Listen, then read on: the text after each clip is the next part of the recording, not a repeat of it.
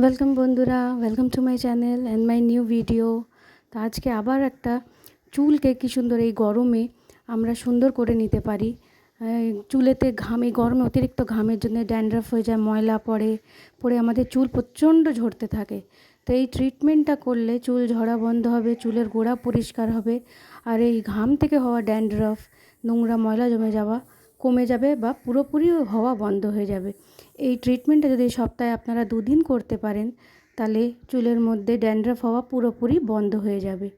কিছুই না, বাড়িতে থাকা সামান্য কটা জিনিস দিয়ে এইটা বানিয়ে নিয়ে আপনারা নিজেদের চুলকে যত্ন করে নিতে পারেন বাড়িতে ইজিলি। তো প্রথমেই আমি একটা তেলের মিক্সচার বানিয়ে নেবো। প্রথমে নিয়ে নেবো এখানে কোকোনাট অয়েল বা নারকেল তেল, যে কোম্পানির আপনাদের কাছে নারকেল তেল আছে সেইটা। এখানে 1 টিস্পুন নিয়ে নিয়েছি। 1 টিস্পুন নিয়ে নেবো আমি ক্যাস্টর অয়েল।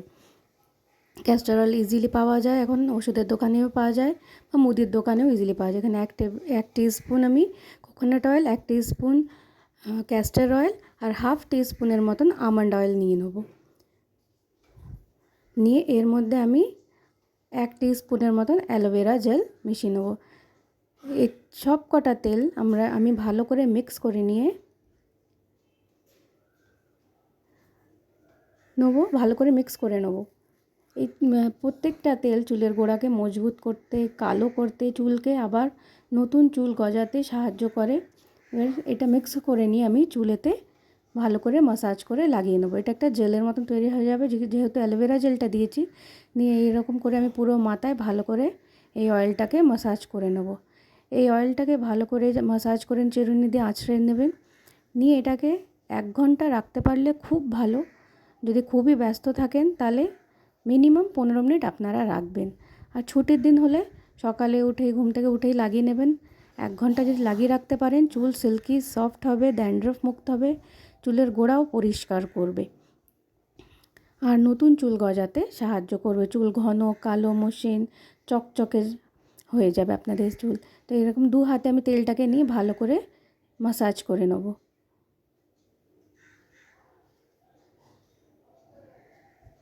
হাত দিয়ে না হলে আপনারা চিরুনি দিয়েও এরকম করে মাসাজ করে করে চিরুনি দিয়ে আঁচড়ে আঁচড়ে পুরো তেলটা চুলের মধ্যে ভালো করে অ্যাপ্লাই করে নেবেন।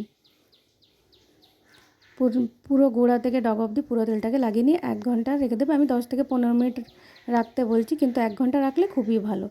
এরপরে একটা চুল ধোয়ার জন্য একটা টনিক তৈরি করব। তো এটা তৈরি করার জন্য আমি এখানে নিয়েছি 1 কাপ জল। 1 কাপ জলের মধ্যে নিয়ে নিয়েছি আমি 1 টিস্পুন চা পাতা আর 1 টিস্পুনই চাল। আপনাদের কাছে যে চাল আছে সেই চালই দেবেন। দিয়ে এই 1 কাপের বড় 1 কাপ জল দিয়ে এইটাকে আমি ফুটিয়ে নেব। আমি 5 মিনিট মতন এটাকে ঢাকা দিয়ে ফুটিয়ে নেব।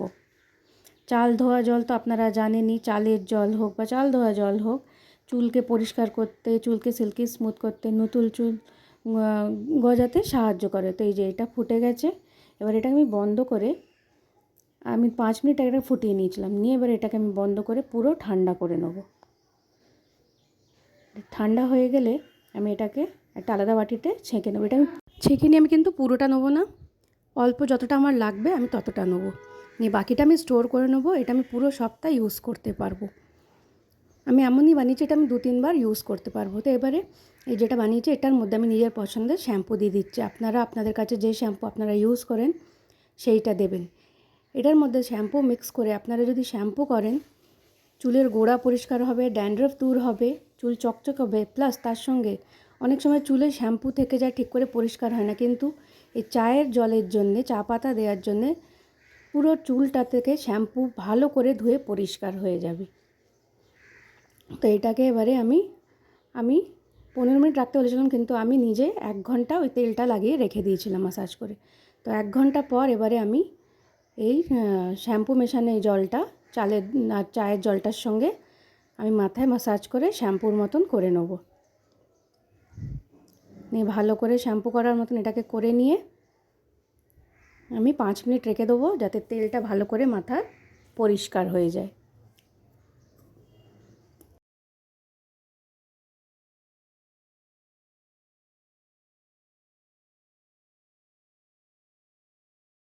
তো 2 হাত দিয়ে আমি পুরো চুলটা এটা লাগিয়ে নিয়ে শ্যাম্পুর মতন ভালো করে মাসাজ করে নিচ্ছি। আমি আবার বলছি, এটাকে লাগিয়ে আমি 5 মিনিট রেখে দিয়েছিলাম যাতে তেলগুলো ময়লাগুলো ভালো করে আরও পরিষ্কার হয়ে যায় আমার চুলে। এবার চুলটা পরিষ্কার হলে ভালো করে ধুয়ে নেবেন, নিয়ে দেখবেন চুলটা সিল্কি স্মুথ আর কতটা মাথাটা হালকা লাগে, পরিষ্কার হয়ে যায়। তো ভিডিওটা ভালো লাগলে একটা লাইক, কমেন্ট, শেয়ার করবেন, সাবস্ক্রাইব করে আমার চ্যানেলটাকে সাপোর্ট করবেন।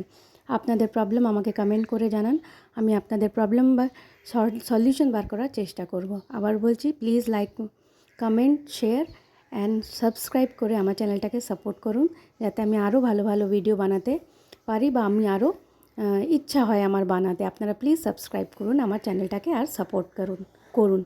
Thank you for watching.